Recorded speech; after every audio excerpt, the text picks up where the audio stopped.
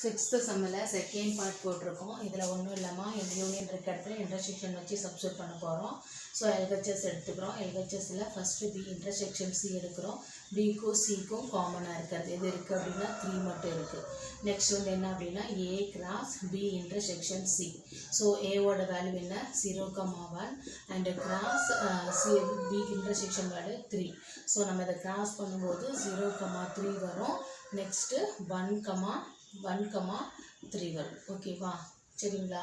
இதுதான் first part LHS side. Next வந்து என்ன அப்படின்னா ஆர்ஹெச்எஸ் எடுத்துக்கிறோம். ஆர்ஹெச்எஸில் ஃபஸ்ட்டு ஏ கிராஸ் பி எடுத்துக்கிறோம். ஏ கிராஸ் பி என்ன அப்படின்னா ஏவோட வேல்யூ எழுதிக்கோ 0,1 அண்டு கிராஸ் பியோட வேல்யூ 2, 3, 4. ஸோ இது ரெண்டையும் நம்ம கிராஸ் பண்ணும்போது நமக்கு என்ன கிடைக்குது 0, 2, 0, 3 அண்டு 0, 4 கிடைக்குது. நெக்ஸ்ட்டு 1,2, 1,3 தென் 1,4. ஓகேங்களா? நெக்ஸ்ட்டு ஏ கிராஸ் சி போடலாம். அது 0,1ம் சியோட வேல்யூ 3,5ம் எடுத்துக்கலாம். ஸோ இதை நமக்கு கிராஸ் பண்ணும்போது 0,3 அண்ட் 0,5 தென் 1,3 தென் 1,5 கிடைக்குது. நெக்ஸ்ட் என்ன செய்கிறாங்க A cross B intersection A cross C போட்டுக்கலாம். இதில் ரெண்டுத்துலேயே காமனாக இருக்கிறது 0,3 தென் 1,3 இருக்குது.